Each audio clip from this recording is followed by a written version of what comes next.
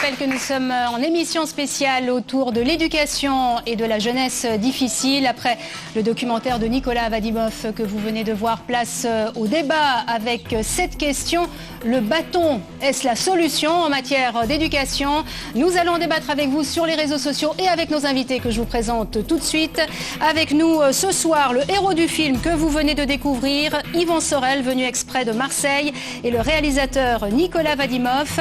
Avec nous également Karl Emery, ancien champion du monde de kickboxing, Sigrid Jiménez, travailleuse sociale, Thierry Apotello, maire de la commune genevoise de Vernier, Olivier Guénia, chef de la police judiciaire de Neuchâtel, et Liliana Chiacchiari, directrice du foyer des apprentis à Fribourg, qui est venue avec une dizaine de jeunes de son institution que nous entendrons aussi. Merci à vous tous d'être avec nous. Et ce débat, je commence tout de suite avec vous, Yvan Sorel, bonsoir. Bonsoir. On vient de vous voir, de vous découvrir dans ce film avec énormément d'énergie dans votre rôle de prof de sport, d'art martial. On a l'impression que vous arrêtez jamais. La lutte, c'est quelque chose de continu pour vous. Tout le temps, là où on vit, il ne faut jamais baisser la garde et toujours faire de l'avant. Et surtout que ma mission à moi, c'est d'inculquer ce qu'il faut de meilleur pour les enfants. Donc, de leur donner de l'assurance, de la responsabilité et surtout essayer du moins de les passionner dans une discipline martiale ou un sport d'opposition. Alors cette discipline martiale, ça s'appelle le MMA. Hein, pour ceux qui ne connaissent pas et qui nous rejoignent en ce moment à l'antenne, c'est un mélange de lutte et de boxe. C'est assez violent. Hein. Moi, je ne dirais pas un mélange de lutte ni de boxe, je dirais plutôt un mélange d'arts martiaux. Voilà, parce que mix martial art, ça veut dire les arts martiaux mélangés. Quand on parle de lutte ou de boxe, c'est deux choses différentes, c'est deux sports. Là, on parle d'arts martiaux, c'est pour ça que... Mais vous êtes d'accord avec moi que c'est assez musclé, que c'est assez violent. Vous l'êtes, hein, vous aussi, verbalement, physiquement. Comme toute discipline de sport d'opposition, il doit bien avoir une violence, mais contrôlée, avec du respect. Pas une violence que nous avons en bas de nos blocs. Alors Olivier Guénia, bonsoir. Ce film, vous l'avez vu comme nous tous. Est-ce que vous adhérez à cette méthode, Yvan Sorel, vous qui êtes policier, hein, on le rappelle, et puis vous êtes aussi membre de la Commission fédérale de l'enfance et de la jeunesse. Est-ce que, dans le fond, vous pensez que c'est une bonne prévention contre la délinquance juvénile? Le sport. Le sport, et en particulier Yvan Sorel. Alors, Yvan Sorel est très investi. Moi, je l'ai regardé avec un œil critique, ce reportage. Il est très bien fait. Il perce aussi un climat dans lequel on n'a pas l'habitude de baigner et qui est difficile à pénétrer. Maintenant, oui, il y a des valeurs qui sont inculquées dans le sport. Il y a des principes, il y a du respect. Maintenant, il y a la manière de le faire. Et puis, ils vivent dans un peu en mode survie, vous le dites, hein, c'est le combat au quotidien. Et je me demandais si c'était le seul langage qu'entendaient ces enfants et si c'était le seul espoir qu'avaient encore ces parents dans la rudesse, finalement, du climat social de ces banlieues, de ces zones. Et évidemment, là, il n'y a plus de mixité sociale. Donc, on vit effectivement de manière beaucoup plus difficile qu'en Suisse. Et puis, à la fin, je me disais, oui, mais ce modèle, il n'est pas acceptable en Suisse. Parce que nos valeurs ne sont pas calquées sur cette rudesse, finalement, du contact et du discours. On fait passer les mêmes valeurs, mais dans la manière douce. Parce que c'est dans la culture suisse, puis parce qu'on a le moyen de se payer un autre luxe, finalement. Nicolas Vadimov, vous êtes le réalisateur du film. C'est vrai que le contexte est très particulier. Hein. Marseille, des quartiers abandonnés par l'État, avec des parents désemparés.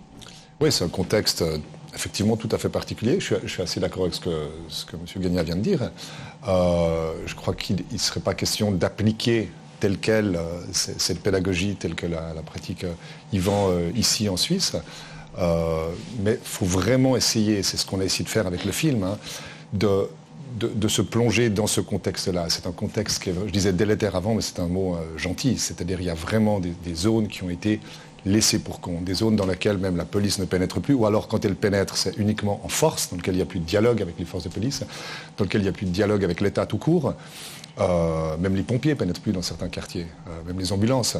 Voilà, il y a une vraie rupture. Et puis là aussi, moi, ce qui m'a beaucoup frappé, c'est pour ça aussi que j'ai envie de faire ce film, c'est que par rapport, je pense, à la génération précédente qui espérait encore recoller un peu, raccorder le train, essayer d'en faire partie du projet France, de la République, là vraiment maintenant, les jeunes qui qui sont ceux qu'on voit dans le film, c'est comme quelque chose d'acté, ils n'en font plus partie, donc ils vont se développer avec d'autres modes, d'autres références, d'autres codes. Voilà.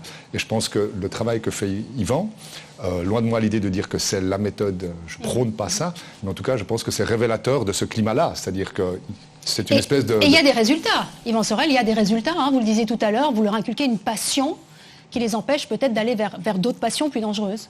Exactement.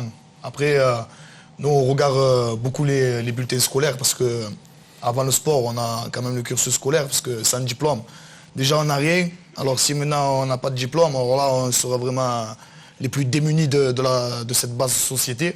Donc nous on fait un forcing sur le comportement à l'école. Et qui dit comportement il se régularise avec le temps, avec la pratique de cette discipline martiale. Automatiquement les notes ils augmentent.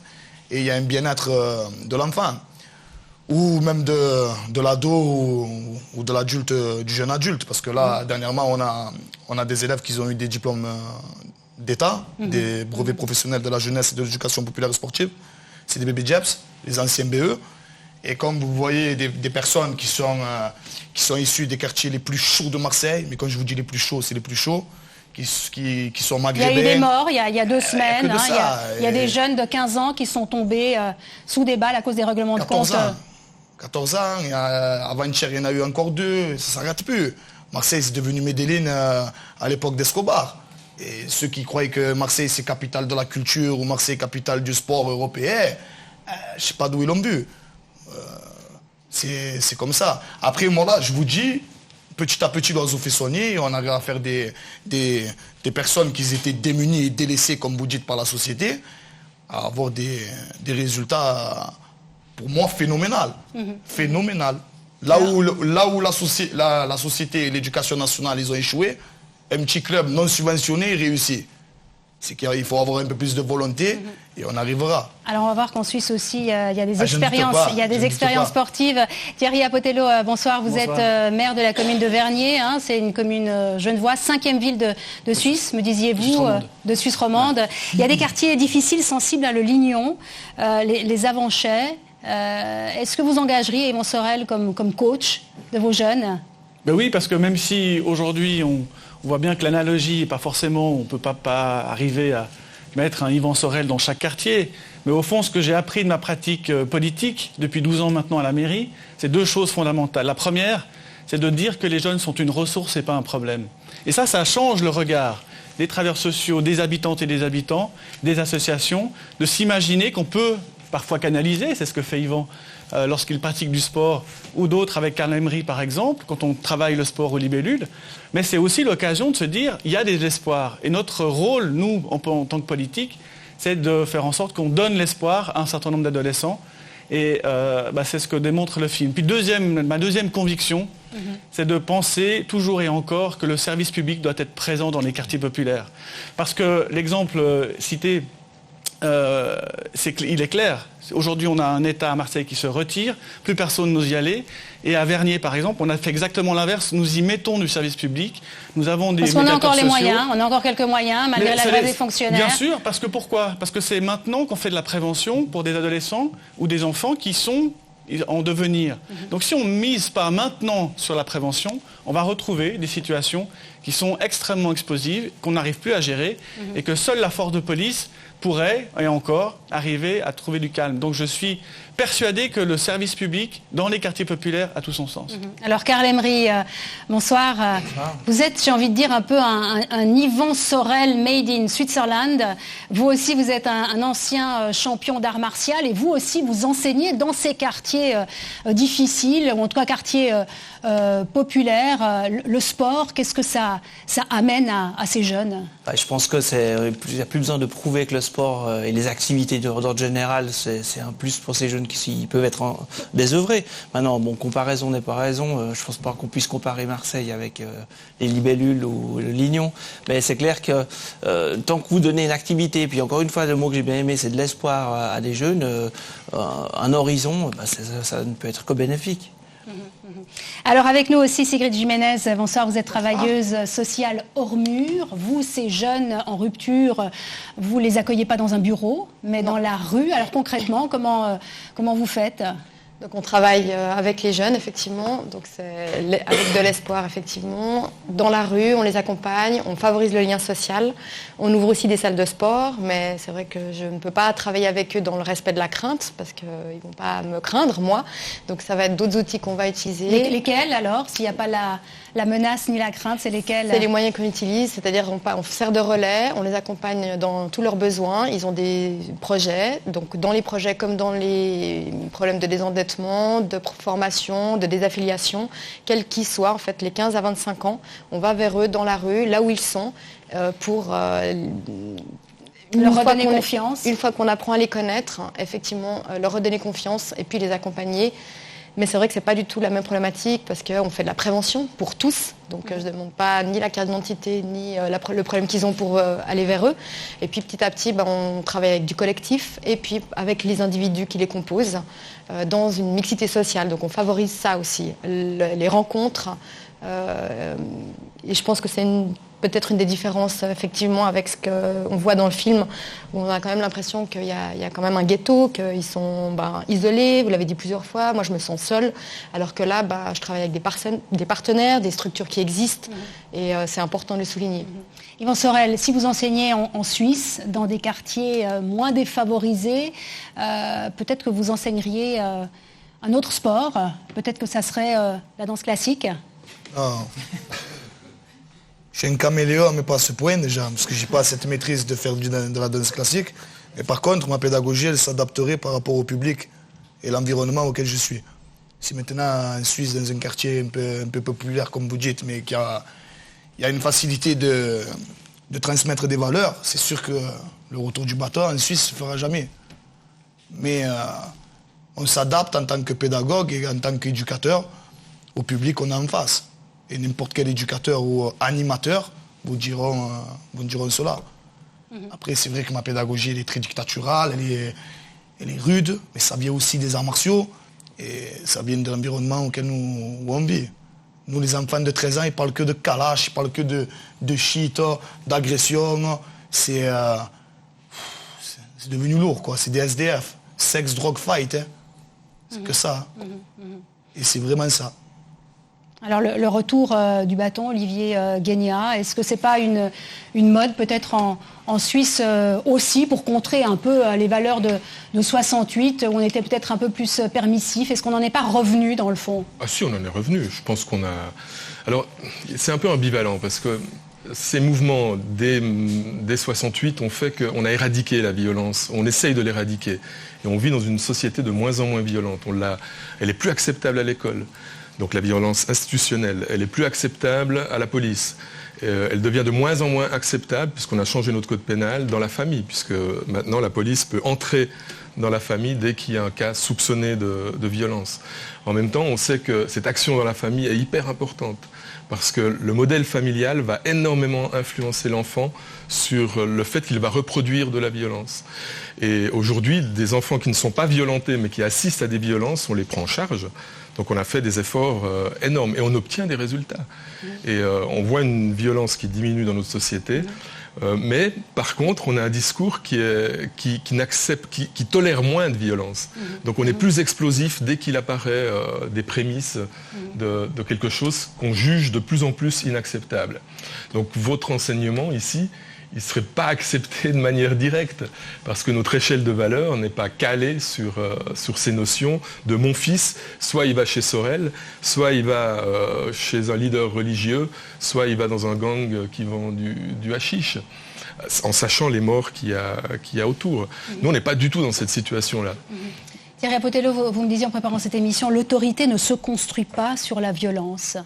Non, je ne crois pas à ce modèle. Moi, j'ai été éducateur pendant une dizaine d'années dans des foyers pour adolescents.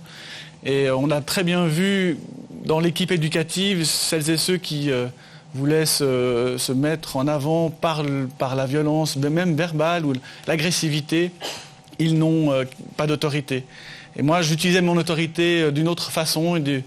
et principalement en créant du lien et de faire en sorte que l'exigence soit là. Et c'est ce qui me plaît dans la démonstration, c'est qu'aujourd'hui, pour faire écho aussi avec ce que dit M. Guénia, c'est qu'on a besoin d'exigence, on a besoin de cadres.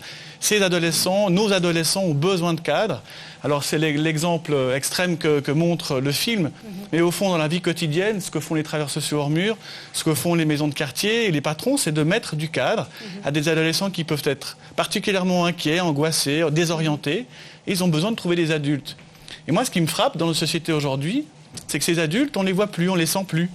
D'ailleurs, le rôle des parents, dans le film d'Yvan Sorel, alors, il est extrêmement... ils sont très absents. Ils sont spectateurs. Hein. On va revenir sur le rôle de parents, mais Yvan Sorel, peut-être une réponse. C'est vrai qu'on vous dit l'autorité ne se construit pas sur la violence. Est-ce qu'il n'y a pas un risque, dans le fond, d'escalade, que la violence amène la violence? Je ne sais pas, moi, chacun a sa vision des choses. Moi, je sais que quand je faisais des bêtises, mon père, il ne pouvait pas me punir de dessert, parce que je n'en avais pas. Il ne pouvait pas me punir de vacances, parce que on n'avait pas les moyens de prendre des vacances. À faire quoi? J'ai fait une bêtise. Le punir, il ne peut pas me punir. Qu'est-ce qu'il faisait alors? Il va mettre une chiaf, il va faire quelque chose qu'il a à faire. Au moins je comprends et le lendemain, je ne refais plus la bêtise. Et c'est comme ça que ça fonctionne en principe. Après, c'est vrai que les sociétés, ils évoluent, les mœurs, ils évoluent, la gifle ou la fessée au cul, c'est interdit et tout ça. Bon, chacun a sa vision des choses, mais après... qu'on ne peut pas interdire à votre enfant, genre je te punis de PlayStation.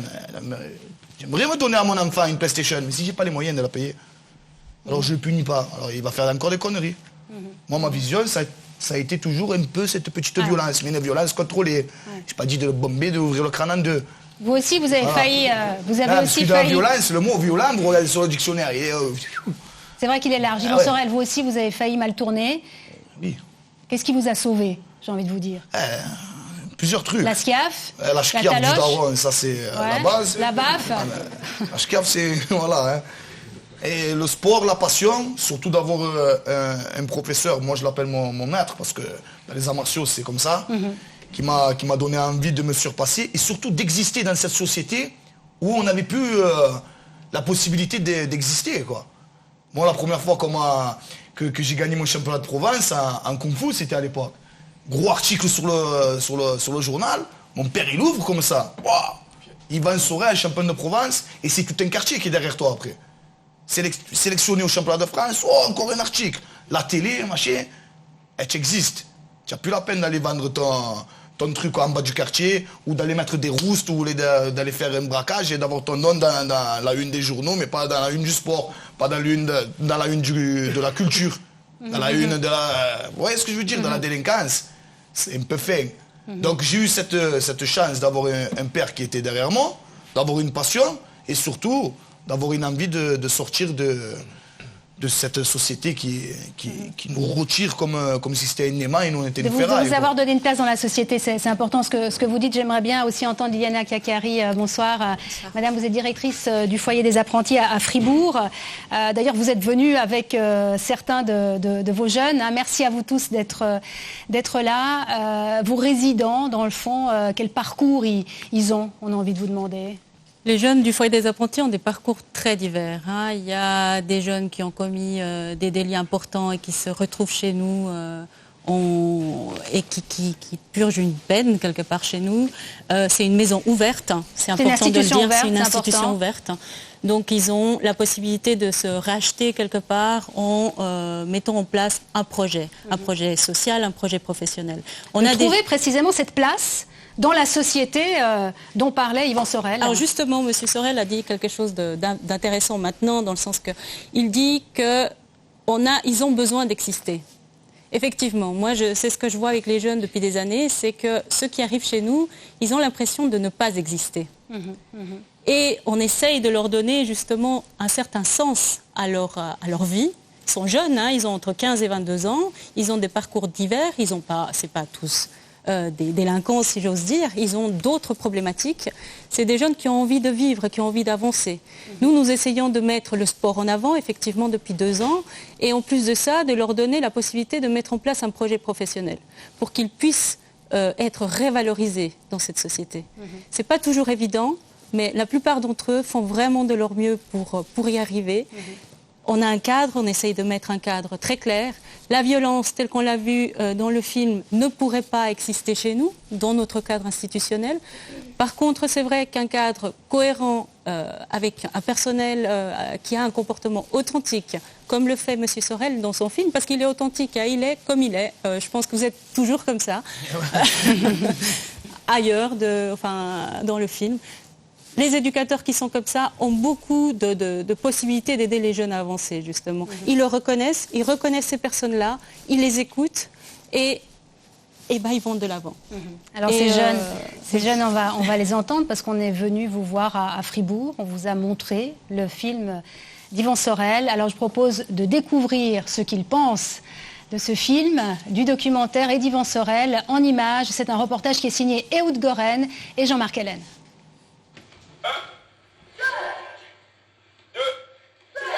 Ils sont jeunes, entre 15 et 20 ans, et pourtant, ils ont déjà un parcours difficile derrière eux. Problèmes familiaux, voire démêlés avec la justice, ces jeunes tentent aujourd'hui de se forger un avenir au foyer des apprentis à Fribourg. La méthode Yvan Sorel, aussi dure soit-elle, ne les laisse pas indifférents. Je pense pas que c'est méchant comme il parle. C'est peut-être sa façon de parler, puis après ça dépend comment on interprète. Disons qu'aussi il faut se mettre dans le contexte, c'est-à-dire qu'on est aussi dans les quartiers. Si c'est dans Marseille, c'est assez chaud. Donc je me dis que violence contre violence, ça peut jouer, quoi. Dans le sens, c'est qu'il est là pour les motiver, mais puisque la méthode douce n'a pas fonctionné, il se dit, je vais le pousser un peu plus. Même si c'est les gens par force, il sait très bien que c'est pour leur bien qu'il le fait. Je suis passé par là, je prenais tout le temps des punitions aussi, je n'avais rien à foutre. Mais quand il y a un grand qui arrive puis il dit, ok, moi je te mets des coups maintenant, bien sûr qu'il va jamais... Dans le film, il va jamais défoncer le petit. Le petit doit avoir 13 ans, même pas, 8 ans. Il va jamais le taper vraiment. Mais c'est juste histoire de lui faire peur, de lui faire un électrochoc qui se remette en question. C'est sous la peur, ça va marcher, oui, mais après, c'est vraiment bien de mettre une pression, mettre la peur sur les jeunes comme ça.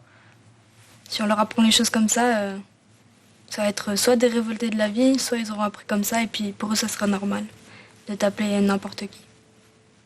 Non, je vais remonter les bretelles, j'ai dit, il faut que tu arrêtes ce mode de vie que tu vis.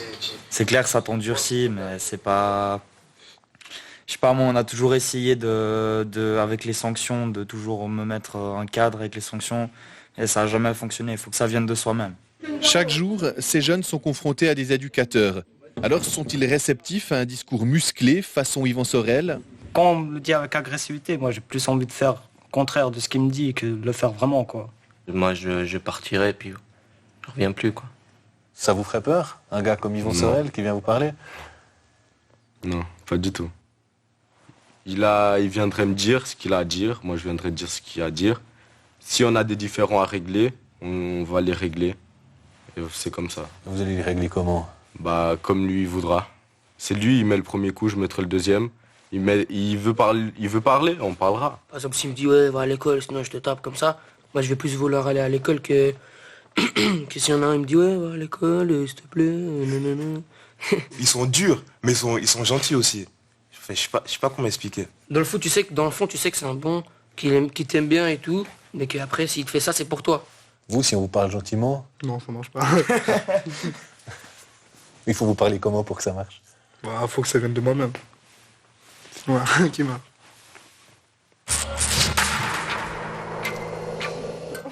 Alors Yvan Sorel, beaucoup de réactions. Vous avez séduit beaucoup de jeunes. On parle parfois de vous comme un peu d'un gourou. Mais il y a aussi des points de vue plus critiques, comme Chiara qui dit si on utilise trop la violence, on va faire des révoltés de la vie. Qu'est-ce que vous répondez à ces jeunes qui sont là ce soir et qui vous disent aussi, comme Jérémy, s'il y a un cadre, ça ne fonctionne pas? Qu'est-ce que vous leur répondez ce soir-là? Ils sont face à vous. Quelle violence! Vous parlez tous de violence. Quelle violence? Jérémy, peut-être, je ne sais pas si vous voulez prendre... Moi, je ne vois rien de violent dans ma pédagogie. Hein. Il faut prendre le micro si vous voulez réagir. Jérémy, non, mais vous disiez, avec vous, en tout cas, le cadre, ça n'a pas fonctionné. Ça n'a jamais forcément fonctionné, mais après, justement, comme j'avais dit dans le documentaire, c'est qu'il fallait tout le temps que ça vienne de soi-même. Il ne faut pas que ce soit quelqu'un qui te force et qui te pousse à faire des choses.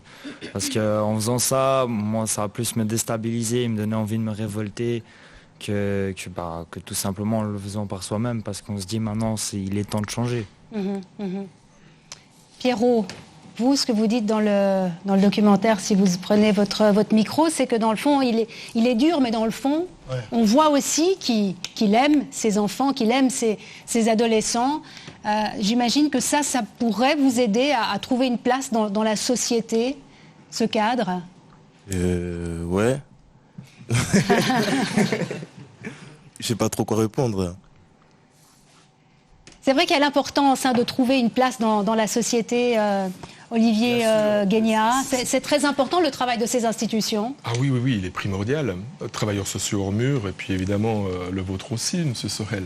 Pourquoi? Parce qu'en criminologie, on sait très bien que parmi les variables qui expliquent le mieux le passage à l'acte, donc la transgression des règles, il y a le fait de ne pas être projectif.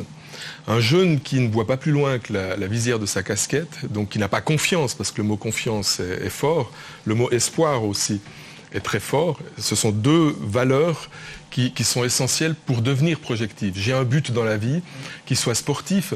Lui, c'était d'être le plus fort dans la cage, et puis il a réussi. De survivre surtout. Ouais. Mais non, là vous y étiez arrivé. Finalement, le jour où vous étiez dans le journal, championnat de France et tout ça, c'était... La vie est un combat, ça continue tout le temps. C'est exactement ce que je dis. Et si on veut diminuer la délinquance, il faut investir massivement dans le socio-professionnel, dans le scolaire, pour que ces jeunes ne soient pas en rupture avec cet engagement-là de l'État à instruire. Et voilà. Et ça, c'est très très important parce qu'on le sait. Et dernière chose, en criminologie, on a l'estime de soi.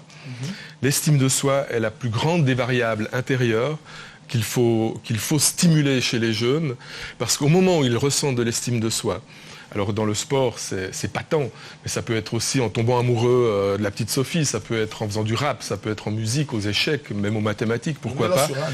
Mais bien sûr, et l'estime de soi, c'est ce qui fait qu'on renaît dans un autre univers que celui qui est entraînant par la bande, par la délinquance, par la transgression, par la révolte. Et on le sait depuis le début du XXe siècle en criminologie. Et pourtant, on n'investit pas massivement dans ces domaines-là. Et pire encore, dans votre environnement, l'État n'investit pratiquement plus. Parce que vous êtes délaissé. Elle investit, mais il faut qu'on prenne sa carte de politique. Si maintenant c'est la gauche, il faut que je vais à la gauche pour avoir des subventions. Si c'est un maire de droite, il faut que je prenne la partie d'une carte de droite. Vous comprenez le truc, à Marseille c'est un peu compliqué. La politique, c'est pas comme en Suisse où le président il pédale sur un vélo. C'est où il prend le car 13 ou je sais pas quoi. Je dis que nos présidents prenaient le train. Et voilà, je suis choqué moi. Alors, en France, ils se battent tous pour être députés. Et je comprends pourquoi. Un salaire haut de gamme, carte de chauffeur, voyage, machin, c'est normal. Bon, après, c'est un autre truc.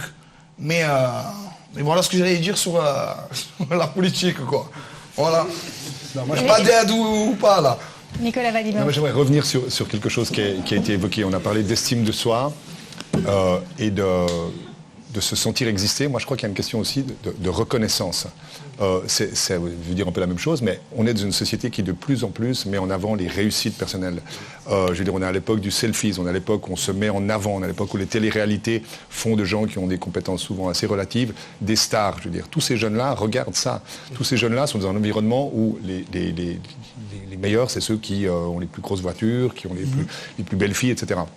Bon, ou c'est les filles les plus beaux gars. Je crois que quand on est ces jeunes sont comme tout le monde, ont besoin de ça. Si on ne peut pas le faire par l'école, si on ne peut pas le faire par la réussite professionnelle de ses parents, si on ne peut pas le faire par l'ascension sociale, il faut bien qu'on le fasse quelque part. Il faut trouver cet endroit où on peut tout à coup se réaliser. Nous, on a tellement d'endroits, tellement de possibilités de se réaliser ici en Suisse et dans les sociétés aisées. Je pense que c'est surtout ça, le vide aussi qu'ils vont remplir. Et puis alors, il se trouve que le sport, c'en est un. Et puis le MMA, c'en est un, parce que ce que peut-être le film n'a pas assez montré, je me le dis a posteriori, c'est parce qu'on parle beaucoup de cette violence, on parle beaucoup de ces réprimandes physiques et verbales, mais il y a aussi l'objectif de se préparer pour faire un championnat. Il y en a qui passeront leur ceinture, il y en a qui passeront pas leur ceinture. Il y a des objectifs, quoi. Et ça, je pense que c'est la chose la plus importante aussi qu'ils fournissent dans son boulot. Yvan Sorel. Moi, c'est parce que vous avez parlé des jeunes et j'ai pas eu le temps de répondre aux jeunes. Pardon. Si vous voulez que je réponde aux jeunes sur un truc, c'est que À un moment, il y a un jeune, il dit, moi, s'il vient me parler, premier coup, pas premier coup. Mais vu son... Non, mais il n'y a pas de souci. C'est Mathéus. Mais Mathéus, vu son... Où il est où? Vu ton âge, je ne vais pas venir te mettre une schiaffe. Vu ton âge, ce sera autre chose. C'est pas que j'ai peur ou tu as peur ou quoi que ce soit. C'est une autre pédagogie. Même pas pédagogie, une andragogie. Là, c'est autre chose. C'est-à-dire qu'un enfant de 6 à 13 ans, il va être dans la représentation. C'est-à-dire qu'il va bader. C'est-à-dire qu'il va me voir à moi. Moi qui lui donne de l'importance, le jeune, le petit, il ne va pas faire comme toi. Toi, tu vas être en préadolescence, tu as les gonzesses, tu as le sport, tu vois, tu as des gros bras, tu as des pectoraux. C'est autre chose. Mais un enfant de 6 à 13 ans, il est dans la représentation. Mais nos filles ou garçons, c'est pareil. C'est-à-dire que dès qu'ils viennent le mardi, le vendredi à l'entraînement, c'est un honneur pour eux d'être là. Si par malheur, je leur dis, allez, casse-toi de là, je ne veux plus te voir dans le tatami, pour eux, c'est un échec total. Parce que c'est quelque chose qui est devenu important pour eux. Donc, avec eux, je peux me permettre de leur mettre des réprimandations, leur mettre la pression. Ils sont trop petits. Après, quand ils grandissent, c'est autre chose. C'est un dialogue. Parce que ton cerveau et ta vie et ta conscience, qu'il faut des diplômes pour avoir un job, qu'il faut un job pour avoir un appartement, pour avoir une femme, il faut un appartement, un job. Eh oui, mais tu vois, c'est un autre truc. Donc, on va dialoguer. Un dialogue un peu plus soutenu. Si tu viens du ghetto, je ne vais pas te parler Mathéus. Alors tu sais qu'il faut que tu arrives à comprendre que ton évolution scolaire va pas... Non, mon pote, tu vas travailler, autrement tu vas être un clochard. Tu vas être un dégain, tu vois. Tu as compris le truc? Donc la violence, c'est pas tellement une violence. Avec un adulte, je ne vais pas agir comme ça. J'ai beaucoup de personnes qui sortent de la prison des Baumettes, l'une des grandes prisons de France. Et le mec, il a tué des gens, il a vendu de la coque, il a eu de l'argent, il a eu tout ça. Je vais lui dire, oh, je te mets une droite. Il va me dire, ouais, tu mets une droite. Et lève-toi, il va me dire, c'est une logique. Non? Ouais, mais on va gérer un animal de compagnie et un animal sauvage. Ça reste quoi? Un animal. Merci. Il vous a convaincu, Mathéus? Il vous a convaincu, Yvan Sorel? Ouais, il m'a convaincu, ouais. Est-ce qu'on pourrait objecter? Parce que le Suisse doit objecter. Éducationnel, que ce soit un psychologue, un travailleur social, c'est qu'on peut obtenir des résultats aussi spectaculaires avec d'autres méthodes, avec d'autres moyens, et les enfants sont aussi réceptifs à ces moyens-là. Après, c'est juste ce qui est acceptable, ce qui est compréhensible, ce qui est, voilà, dans une échelle, encore une fois, de valeur. Et transposer ce modèle en Suisse, on sent qu'il y a de la résonance, il y a des attentes chez les enfants. Ma femme est enseignante, elle doit les cadrer, sinon elle va se faire bouffer. Quand j'étais à l'école, c'était la même chose. Les enseignants qui étaient les plus stricts. Vous m'avez dit que vous avez vu le film avec votre femme, oui, et qu'elle a été séduite. Oui, parce que moi j'essaie de le critiquer, et puis j'essaie d'avoir une posture, c'est souvent ma méthode, pour en extraire le meilleur. Et puis elle prenait systématiquement la défense en disant, en comprenant finalement que là il y avait un véritable challenge. Oui, on peut faire autrement, mais est-ce que dans ce milieu-là on a le choix? C'est comme le modèle policier, on a introduit les brigades anticriminalité en France à la place de la police de proximité dans ces quartiers. On a augmenté la brutalisation. Alors de l'autre côté, on a répondu, aujourd'hui on répond avec les Kalash. Les Kalachnikovs, ils sont armés et puis ils se tirent dessus. Entre eux, d'ailleurs, ils s'infligent des règles qui sont terriblement dures, bien plus dures que celles de la société, mais aussi par rapport à un modèle de sévérité. Donc tout ça fait partie d'un niveau de compréhension. Il faut prendre quand même justement, pas mal l'alternative à la Kalachnikov, c'est le sport. Je crois qu'on n'a pas encore parlé de ce que vous faisiez ensemble, Thierry Apotello et Karl Emery. Karl Emery, d'abord, vous avez un dojo, enfin une salle de sport à l'année, et puis ensemble, vous mettez sur pied des semaines de boxe, d'art martial pour ces jeunes, avec quel résultat, Karl Emery? Je ne sais pas si Thierry voulait en parler, mais c'est le résultat, déjà le plaisir de passer du temps avec les jeunes. C'est quoi ces valeurs que vous les inculquez, Karl Emery? Déjà la socialisation, ils sont en groupe, comprendre qu'il y a un effort à fournir, comprendre qu'il y a des règles à suivre, une façon de vivre ensemble, et que lorsqu'on fait un sport de combat, ce qui peut paraître paradoxal, parce qu'en finalité on se tape dessus, il y a des règles. Et ça, c'est vraiment les sports de combat sont vraiment ne permettent pas l'erreur, c'est-à-dire qu'on est obligé de suivre les règles. D'accord, c'est pas. Donc ça, il y a. Et ces sports, le MMA, sont de plus en plus populaires. Oui, c'est tout à fait populaire. C'est très populaire, et les gens. Bon, en France, en plus, ils ont un autre problème, c'est que la pratique de ce sport est interdite au niveau de la compétition. En tout cas, Elle l'est autorisée avec des règles un peu édulcorées. En France, mais vous dites. en France. En France. Mais ce que j'ai bien aimé dans ce reportage, c'est qu'on voyait que, en fait, Yvan, il me fait penser un peu à un combattant qui a la rage, qui a la force, spartiate, mais qui n'a pas la technique. Waouh, pas la technique, il va vous répondre. Peut-être vous allez faire un combat ensemble. J'ai vu des choses qui m'ont fait hérisser les poils, parce que même si je n'en ai pas beaucoup, il y a certains... Je dirais qu'il a besoin d'aide, à mon avis, parce que ce qui m'a rendu mal à l'aise dans le reportage, c'est que j'ai l'impression qu'il n'offrait pas quelque chose d'autre à ces jeunes, justement. Il n'y a pas d'alternative. Il y a des réprimandes, il y a des coups, je ne parle pas des coups de combat, il y a des choses qui m'ont interpellé. J'avais l'impression qu'il n'y avait pas un modèle, l'image quand je le vois assis par terre, donner des ordres à Vachi, quelle est l'image du prof? Quand je le vois dire des gros mots, quelle est l'image? Alors tu parles comme eux, ouais, super, je te tutoie, c'est le 11 novembre, on est ancien combattant. Il y a des choses qui m'ont choqué. Le Team Sorel, on met son nom sur une pancarte, c'est pas la plus grande preuve d'humilité que j'ai trouvée. Enfin, il y a plein d'autres trucs comme ça. La défaite, par exemple dans les valeurs, on a des valeurs, des beaux mots de valeurs. D'ailleurs, j'ai bien aimé le passage où tu as fait copier au petit jeu les mots. Par contre, la victoire, ça vient quoi faire là-dedans? La victoire. La victoire. La victoire, elle sert à quoi? Elle sert à gagner justement entre ton environnement qui t'attire, c'est-à-dire pour te mettre un chaos, tu vois, pour que tu meurs, c'est-à-dire que tu cherches à ne plus être présent dans le rail de la bonté, tu vois, quelque chose qui va te... Comme nous tous, quoi, comme toi, tu vois, tu as une belle salle, tu as les politiques avec toi. C'est Team Libellule, c'est quoi? C'est quoi, je n'ai pas entendu, c'est quoi? Non, ton école à toi, c'est quoi? S-Gym. S-Gym, ça veut dire quoi? Et c'est un as en anglais, ça veut dire un as. As, voilà, donc le but c'est que tout le monde soit un as. Oui. Moi, tu m'as dit que le Team Sorel, c'était une preuve de... C'était pas une preuve Non, d'humilité. par exemple, à un moment dans le reportage, je lui dis, par exemple, ça m'a choqué. Ah, vous rêvez pas tous d'avoir une enseigne marquée Team Sorel? Oui, parce non, que les jeunes, ils rêvent pas d'avoir ton nom sur une pancarte. Parce que c'est une équipe. Non, je suis désolé. Oui, c'est une équipe, c'est comme ça. C'est une équipe. Ouais, mais...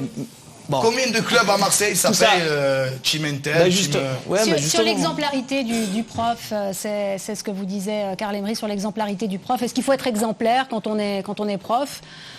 Par exemple, envoyer des volutes de fumée au visage d'un enfant qui est en train d'apprendre du tabac, c'est pas terrible. Chacun a sa vision des choses. Cet enfant-là, c'est mon neveu. Chez moi, on fume le narguilé. Faut que ça change. Pour toi, peut-être. Chacun a son truc. Oui, pour leur poumon, ils feront du sport, ça leur permettra on parlait aussi des parents. gérer. On parlait aussi des parents. Certains ont dit on parlait de la démission des parents. C'est vrai que dans votre film, dans le fond, les parents comptent beaucoup sur vous. Est-ce que vous avez le sentiment, l'impression que les parents ont démissionné? C'est pas qu'ils ont démissionné, c'est qu'ils n'ont plus les outils pour faire leur propre chantier. C'est pas comme vous avez une femme ou une mère de famille qui se retrouve seule avec un père de famille qui a aéré les rangs de la famille et qui se situe avec 3 enfants dans un quartier malfamé. C'est pas évident, hein? C'est pas le RSA ou le chômage, ça n'existe même plus chez nous. J'allais dire le chômage, mais il faut travailler pour avoir le chômage. Il n'y en a même pas. Donc le RSA. Thierry Apotello, ici aussi, c'est quelque chose qui vous a impressionné ou en tout cas qui vous a... marqué, c'est cette démission des parents, vous me disiez. Oui, j'aime pas le mot démission des parents. Si, je pense que c'est des parents qui font leur possible. Par contre, il leur faut de l'aide, ça c'est certain. Mais d'une manière générale, si on sort un tout petit peu du cadre... Sur le rôle des adultes, sur le rôle des adultes. Le rôle des adultes aujourd'hui est vraiment très faible.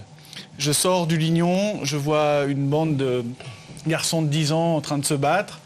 Il y a 4 adultes qui sont passés qui n'ont pas réagi. Qu'est-ce que je fais? Je tombe dessus, j'y vais, je dis qu'est-ce qui se passe les gars? Et puis voilà, ça me paraissait naturel, mais les 4 adultes qui sont passés, pas. Et au fond, l'exemple que je viens de donner sur ce qui s'est passé montre cette capacité aujourd'hui de voir des adultes qui n'ont pas beaucoup de considération pour ce qui se passe autour d'eux. Peut-être par manque d'outils, peut-être par crainte. Et cette société d'individualistes aujourd'hui qui fait en sorte que chacun y va pour sa pomme, alors qu'on est dans une même cité, dans un même village, dans un même quartier. Sigrid Jiménez, j'aimerais aussi vous entendre sur le rôle des adultes, le rôle des parents. Quel constat vous faites dans votre pratique? Dans ma pratique, déjà, je voulais dire, c'est vrai j'ai l'impression qu'on travaille. Là, on parle des jeunes qui vont mal, il y en a quand même qui vont bien. Donc, je voulais juste, voilà, bref, on va y redire revenir, une fois. On reviendra sur la délinquance des jeunes en Suisse. Nous, on s'attarde à travailler avec cela. C'est vrai que de plus en plus, on a des rôles de médiation dans les quartiers où effectivement on nous sollicite en disant j'ai un groupe de jeunes qui est dans mon allée, je sais pas quoi faire, il faudrait venir, les concierges sont à bout. Et puis quand on discute un peu, qu'on essaie de discuter avec les uns les autres, on se rend compte que ces jeunes ils ont une légitimité parce qu'en fait c'est chez eux, c'est leur immeuble. Alors c'est vrai que c'est la façon dont ils occupent les lieux souvent qui ne plaît pas parce qu'ils laissent des déchets ou autres, et puis c'est aussi leur nombre. Ils font peur parce qu'ils sont plusieurs. Ils font peur de fait. Et de dire, est-ce que vous êtes allé leur dire bonjour? Surtout pas. Peut-être la première chose, c'est d'aller à leur rencontre. Et puis, vous verrez qu'il n'y a pas de crainte à avoir. Donc nous, on redit, on va toujours voir les jeunes pour les rendre attentifs aussi. Votre nombre, la façon dont vous êtes ensemble peut faire peur. Ah bon, ils tombent des nues complètement. C'est vrai. Oui, on a eu plein d'appels. Le politique s'inquiète parce qu'on a l'impression que c'est le Bronx. Et en fait, c'est simplement un problème de vivre ensemble aussi, de tolérance les uns envers les autres. Pierre Botello. À Vernier, on a travaillé sur un modèle depuis 2011 de médiateurs sociaux dans les quartiers populaires. Alors je reviens sur l'exemple du service public, mais au fond, c'est donner la possibilité d'accepter qu'il y ait des jeunes en bas de chez soi. Par contre, de ne pas accepter qu'à 10h du soir, ils font du bruit. Donc au lieu d'intervenir avec la police, où enfin ils font un travail de pompiers, c'est-à-dire qu'ils viennent, tout le monde part, on sait qu'une demi-heure après, ils reviennent. Et c'est d'être tous les jours, 365 jours dans l'année, de 18h à 2h du matin, dans les quartiers populaires, qu'on arrive à des solutions où on travaille sur la tranquillité publique, on travaille sur l'acceptation d'avoir un groupe en bas de chez soi, et puis de les faire travailler sur le fait qu'ils laissent des déchets, que ce n'est pas possible, que quand ils consomment de l'alcool, par exemple, ils sont dans des états qu'ils n'arrivent pas à gérer. Donc voilà, c'est une fois de plus faire en sorte qu'avec les travailleurs sociaux hors mur, les maisons de quartier et les correspondants de nuit de Vernier, on travaille à la résolution de problèmes. Mais ça, c'est le modèle qui marche. Oui, on sait qu'il fonctionne, on obtient des résultats, mais à quel prix? Moi, je ne le critique pas, mais il faut quand même avoir les moyens d'avoir ces travailleurs sociaux 365 jours. Ce que n'a pas Marseille, visiblement. Ce que n'ont pas certains quartiers de Marseille, en tout cas. Non, là, il n'y a clairement aucune volonté d'aller s'en mêler et puis de trouver des solutions qui sont pacifiantes. Donc on est plutôt dans une rigidification des rapports sociaux plutôt que dans un apaisement des rapports sociaux. On a choisi un modèle à l'époque. Et puis on demanderait à l'État, avec en plus les tensions électorales qu'il y a actuellement avec la polarisation des forces politiques, on demanderait à l'État d'aller investir dans ceux, entre guillemets, qu'on n'aime pas. C'est-à-dire les pauvres, les migrants, et je peux en ajouter encore comme ça. Et politiquement, c'est un suicide. Donc, il y a pas mal de paradoxes. C'est pas facile. Nous, on peut encore se le permettre.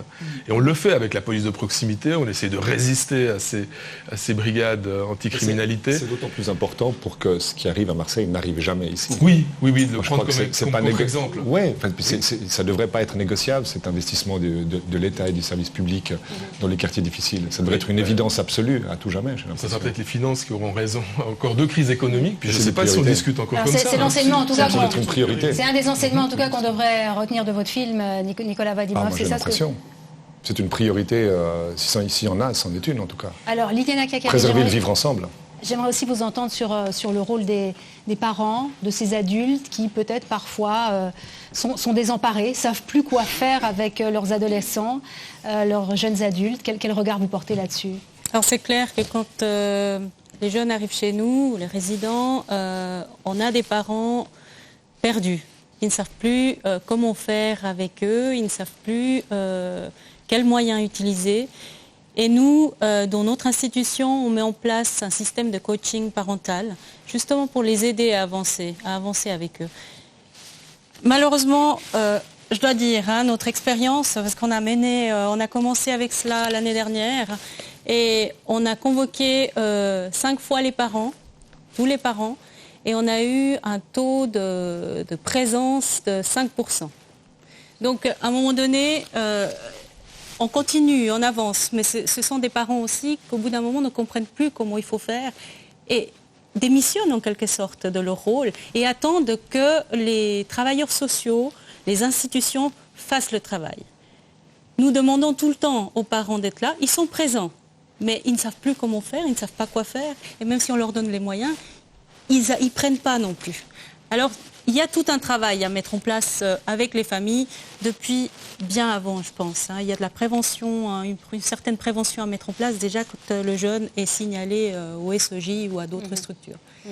À la police aussi, c'est ça ce que vous constatez, les parents qui démissionnent, qui ne viennent pas quand ils sont convoqués? Non, par rapport aux délinquants les plus durs, évidemment, là, il y a un contexte familial, et c'est une des variables en criminologie qu'on connaît, d'ailleurs, qui est un catalyseur de la délinquance.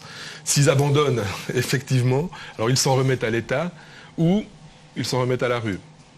Et puis, on le voit encore à travers le témoignage de votre reportage, c'est que la rue est encore plus cruelle que notre société. Les règles qu'elle s'impose sont beaucoup plus dures que celles que l'État définit pour régler les problèmes, tant au niveau pénal que les conflits entre les individus.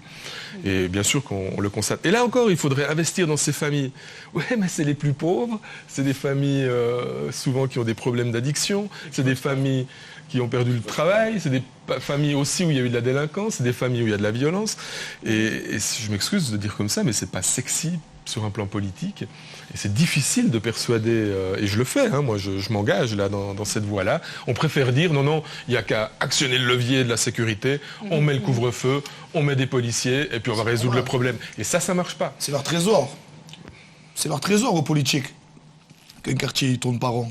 Oui, on peut le voir comme ça. Oui, mais c'est pas lui qui le voit pas, c'est qu'il est aveugle. Pourquoi c'est leur trésor, vous dites? Parce que si maintenant tous les quartiers seraient nickel chrome, qui c'est qui va commencer à sortir, comme il a dit, le frein à main de l'insécurité? Personne. Qui c'est qui va tirer le frein à main du black blamber qui gêne parce qu'il vient de l'Afrique et qui vient du Kosovo ou de la Côte de Manon? Personne. Je le sors encore. Vous voyez ce que je veux dire? C'est important pour eux qui disent qui font des constats à ce quartier-là. Oui, le quartier le plus pauvre d'Europe, catastrophique, comme le mot que vous aimez là. Kalash, grenade, 4 condés assassinés. On va où là? Vous voulez quoi? Qu'il y a Los Angeles 1974, là, c'est le bordel. Donc à un moment, il faut qu'on arrive à nous aussi, citoyens des quartiers défavorisés, à ne pas rentrer dans leur jeu. À leur dire, nous aussi, on a un pouvoir de dire stop à tout ça. Alors pour l'instant, en tout cas, on n'en est pas encore là en Suisse. Yvan Sorel, j'aimerais bien conclure que Dieu vous préserve, cette émission. On espère aussi avec vous que Dieu nous préserve. J'aimerais bien conclure cette émission sur une note positive. D'ailleurs, vous en parliez, Madame Jiménez, vous disiez quand même, la grande majorité des jeunes de ce pays se portent plutôt bien. En tout cas, les chiffres de la délinquance montrent, et on ne le sait pas forcément, une baisse très importante de la délinquance chez les jeunes. Alors, on le voit dans tous les indicateurs. Non seulement les dénonciations faites par la police de mineurs qui ont commis des délits. Donc là, on a une chute, ça diminue de moitié. On le voit évidemment dans les statistiques de condamnation, donc le nombre de jeunes qui ont été jugés. Là, on diminue de manière extrêmement significative. Et puis, quand on ne croit pas à ces chiffres-là, alors on le voit dans les sondages. Et là, les derniers sondages qui comparent 1999 à 2007 et 2014 nous montrent une diminution de l'ordre de 40 à 60% de la violence, mais aussi des délits contre le patrimoine. Et je vous assure que toute la communauté de criminologues découvre ça en se disant... C'est pas forcément non plus ce que pense l'opinion publique, pour autant qu'elle existe. L'opinion publique, mais on la dope à dire on veut toujours des explosions, on vend des... On peut pas vendre du bonheur, entre guillemets, on peut pas vendre des bonnes nouvelles, c'est pas vendeur. Et puis en même temps, on lit le contraire tous les jours dans les faits divers, on lit le contraire tous les jours, on entend en tout cas dans la bouche de certains politiciens, dans tout l'électoralisme qui se sert finalement du sentiment d'insécurité. Donc il y a... Allez publier des chiffres déjà qui sont difficiles à appréhender, qui sont pas simples en soi, et puis qui nous montrent cela. Mais il faut être confiant. Maintenant, ça ne veut pas dire qu'il n'y a pas de problème. Ouais. Parce que justement, il y a un autre chiffre aussi que j'aimerais quand même relever ce soir avant de conclure, c'est de plus en plus de jeunes qui sont à l'aide sociale, de plus en plus de jeunes qui sont en rupture. Madame Jiménez, c'est aussi quelque chose que vous constatez, c'est de plus en plus difficile de raccrocher quand on s'est égaré, quand on a pris un chemin de traverse. Alors il est sûr que les exigences de la société sont de plus en plus fortes. Pour être peintre, maintenant, il faudra une licence en chimie bientôt. Il est clair qu'à partir de 15 ans, on peut faire un apprentissage en Suisse et puis que les employeurs, eux, attendent des jeunes qui ont en tout cas 18-19 ans et pas avant. Donc ça explique aussi que pour certains, c'est difficile, effectivement. Liliana Kakari, c'est aussi un constat que vous faites, cette difficulté pour les jeunes de votre institution de raccrocher, de trouver un apprentissage? C'est une question de formation, effectivement. Ils quittent parfois l'institution avec un bagage scolaire ou professionnel faible. Donc, à 22 ans, chez nous, on arrête, ça s'arrête. Et parfois, ils n'ont pas un métier acquis. Un métier, j'entends un diplôme. Donc là, ils auront beaucoup plus de peine à trouver un emploi et forcément, on va les retrouver au service social à un moment ou à un autre. C'est pour ça que nous nous battons pour ça, parce que c'est vraiment un moyen pour nous de les aider à sortir de tout ce phénomène, quelque part, de toutes ces institutions, de ne plus être dépendants de l'État et fonctionner par leurs propres moyens. Et le citoyen lambda, qu'est-ce qu'il dit, lui? Il dit, mais que l'inégalité, pourquoi on ne fait pas ça pour mes enfants? Pourquoi en ramenant tout à lui, parce que c'est un réflexe qui arrive, mais dans tous les débats sur la sécurité auxquels je participe, c'est toujours le même discours. Et les professionnels disent, mais attendez, là on a les solutions et c'est là qu'il faut investir.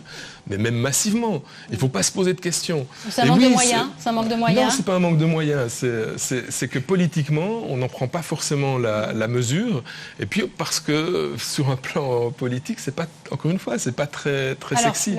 Le politique peut-être va vous répondre brièvement, monsieur Abotello. Confirme, c'est pas sexy. Face aux chiffres de la criminalité qui baisse chez les adolescents, on peut s'en réjouir. En revanche, il y a un autre scandale. C'est la surreprésentation des jeunes adultes à l'aide sociale. Et 6 jeunes sur 10 aujourd'hui qui sont à l'aide sociale n'ont pas de formation achevée. Et donc il y a un effort massif à faire au niveau fédéral, au niveau cantonal, au niveau communal pour mettre des moyens, pour convaincre qu'il n'y a que 20% des entreprises en Suisse qui forment des apprentis. On doit absolument développer un plan qui augmente le nombre de places d'apprentissage et qui permettent à des jeunes qui n'ont pas forcément un bagage scolaire très fort d'entrer dans une démarche de formation. J'aimerais bien entendre encore Jérémy, si vous voulez prendre votre micro. Jérémy, vous avez 15 ans. Oui. Vous êtes le plus jeune des résidents, je crois, du foyer des apprentis. Votre espoir aujourd'hui, c'est quoi, Jérémy? Je suis arrivé en fait dans ce foyer en voulant reconstruire ma vie. Puis c'est grâce à ce foyer que je pourrais sûrement bientôt signer quand même un pré-apprentissage. Donc c'est d'être formé en AFP de menuiserie. D'accord, très bien. Michael, peut-être votre espoir à vous, c'est quoi? Alors je dirais que pour moi à l'heure actuelle c'est un peu différent dans le sens où j'ai déjà commencé diverses formations. J'ai actuellement 20 ans. Et puis en fait je sais pas vraiment si je vais me stabiliser, reprendre une de ces formations ou recommencer une autre. C'est un peu différent à ce niveau-là. Mais c'est aussi trouver du travail, partir dans la vie, repartir sur de bonnes bases, comme on dit. Trouver cette place dans la société. Oui, c'est ça, tout à fait. C'est imposé vos stages là? Comment? Leurs stages, ils sont imposés pour entrer dans le foyer, c'est-à-dire ils ont un choix de métier ou c'est menuisier, plombier, maçon? Non, on leur trouve des places de travail. Des places, voilà. Toutes sortes de choses. Tu voulais faire menuisier? Il voulait, oui. Pardon? Tu voulais faire menuisier? Ouais. Nickel. Très bien. Tiens, moi. Merci. Et on va les applaudir. Bravo.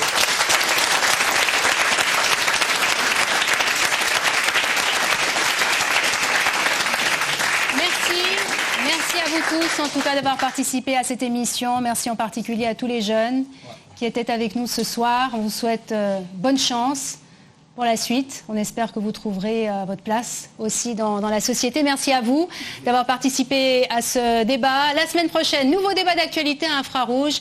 D'ici là, portez-vous bien et à très bientôt.